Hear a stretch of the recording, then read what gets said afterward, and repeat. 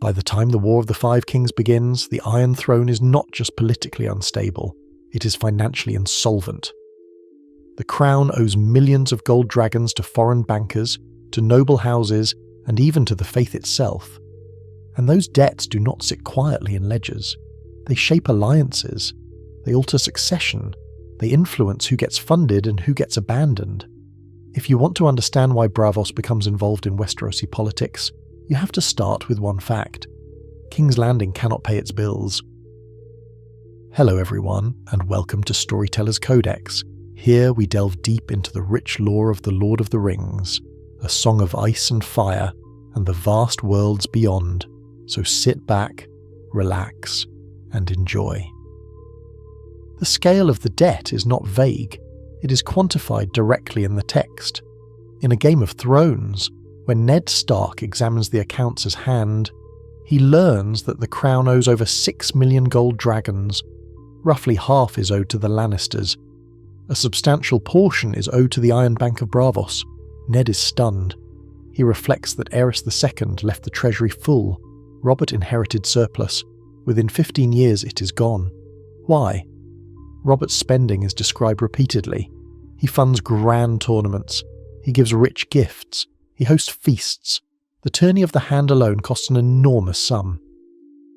When Ned objects, Littlefinger dismisses concern, insisting the crown can always borrow more. Tyrion later reviews the books and discovers that Littlefinger has been borrowing from one lender to pay another, rolling debt forward to create the appearance of solvency. The problem is not just excess, it is structural mismanagement. Robert rules as if peace will last forever. He does not prepare for a crisis, and because he does not care for administration, he leaves finances to Peter Baelish. The result is not temporary debt, it is a dependency. By the time Robert dies, the Iron Throne survives on credit. The Iron Bank is not just another creditor. Its reputation is established through a repeated phrase in the books: the Iron Bank will have its due. This is not superstition, it is a policy. The bank does not rely on armies in the conventional sense.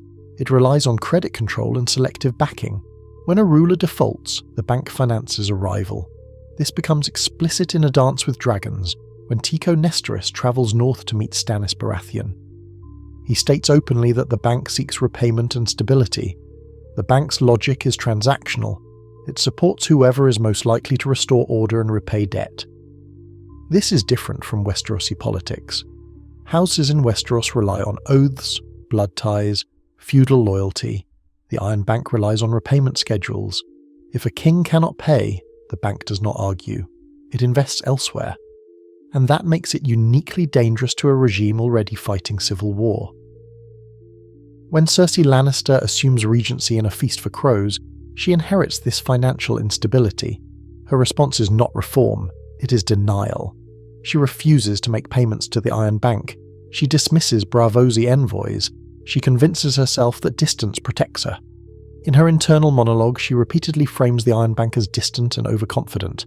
She believes that Westeros is too large and too important for Braavos to challenge effectively. This is a miscalculation. Cersei also refuses repayment to the Faith, which had loaned significant sums to the crown during Robert's reign.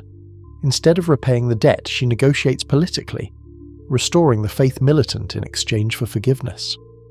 This decision is framed as clever in her mind, but the cost is enormous. She trades financial liability for armed religious authority inside King's Landing. The debt problem does not disappear, it mutates. The crown's debt to the Faith is often overlooked, but it becomes central. The High Septon's institution had been defanged for centuries. When Cersei reinstates the Faith militant, she does so to relieve immediate financial pressure. The Faith had loaned gold. Instead of repaying it, Cersei grants them armed power. In A Feast for Crows, the consequences unfold rapidly. The Sparrows gain authority, arrests begin, even Cersei herself is eventually imprisoned. This is the key connection. Financial weakness drives political concession. That concession empowers a faction the crown cannot fully control. The Iron Bank operates externally, the Faith operates internally. Both are creditors, one uses financial leverage, the other uses religious authority. King's Landing becomes unstable not just because of war, but because it cannot manage its obligations, and once a regime begins trading sovereignty for temporary relief, its authority starts to fragment. When the Crown stops paying the Iron Bank, the bank does not send soldiers, it sends Tycho Nestoris. In a dance with dragons, Tycho travels north to meet Stannis Baratheon at the Wall. This is significant. The Iron Bank does not hedge emotionally, it hedges financially. Tycho makes the bank's position clear. The Crown has defaulted, repayment has stopped. Therefore, the bank will seek someone who can honour the debt. Stannis understands this immediately. He does not speak about honour or destiny. He speaks about repayment. He tells Tycho that when he takes the throne, he will repay the Crown's debts with interest. The exchange is direct and practical. What this shows is that the Iron Bank treats Westeros like an investment environment. If the current king cannot service loans, support shifts. This is the moment when financial leverage becomes political intervention. The Iron Throne is still occupied by Tommen, but the Iron Bank is already preparing for a different outcome. The Iron Bank's strategy is consistent across the books. It does not support rulers out of ideology, it supports stability. The phrase, "the Iron Bank will have its due," carries weight because the bank has a history of enforcing repayment indirectly. If a ruler refuses payment, they find themselves facing rebellion financed by Braavos. This is not spelled out in detail every time, but the implication is clear. The bank's reputation is deterrence. By backing Stannis, the bank is not endorsing his character, it is calculating probability. Cersei assumes distance protects her. The bank assumes that credit flows across distance. And here is the practical issue for King's Landing. Even if the Lannisters win militarily, they still need to restore credibility with foreign lenders. A regime that defaults repeatedly becomes more expensive to fund. So the Iron Bank does not need to win battles. It needs to influence outcomes. And once a claimant knows Braavos will finance them, the balance of confidence shifts. The financial instability does not begin with Cersei. It begins with Petyr Baelish. In A Game of Thrones, and later through Tyrion's inspection of the accounts, we learn that Littlefinger had constructed a system where debts were continually rolled forward. He borrowed from the Lannisters. He borrowed from the Faith. He borrowed from the Iron Bank. He shifted gold between accounts to create the appearance of liquidity. This is explicitly described when Tyrion realizes that the Crown has been borrowing from one creditor to pay another. The system functions only as long as confidence remains intact. Littlefinger benefits from complexity. Few people understand the ledgers. That obscurity protects him. But once war disrupts trade routes and harvests, that delicate system collapses.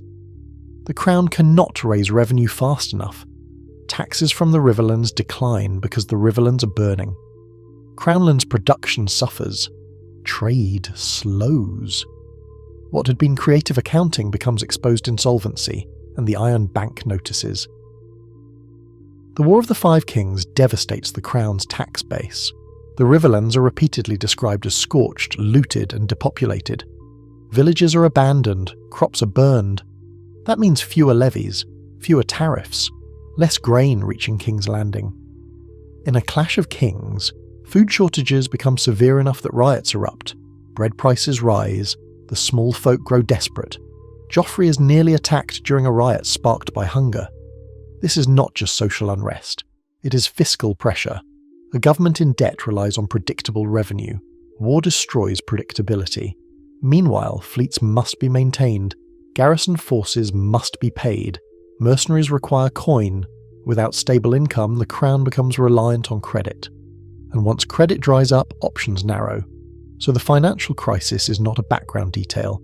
It is tied directly to war damage, political instability, and shrinking revenue streams. By the time we reach the later stages of the conflict, the Iron Throne's power rests on fragile foundations. Robert left debt. Littlefinger concealed it. Cersei denied it. The Faith capitalized on it. The Iron Bank responded to it, and Stannis positioned himself to benefit from it.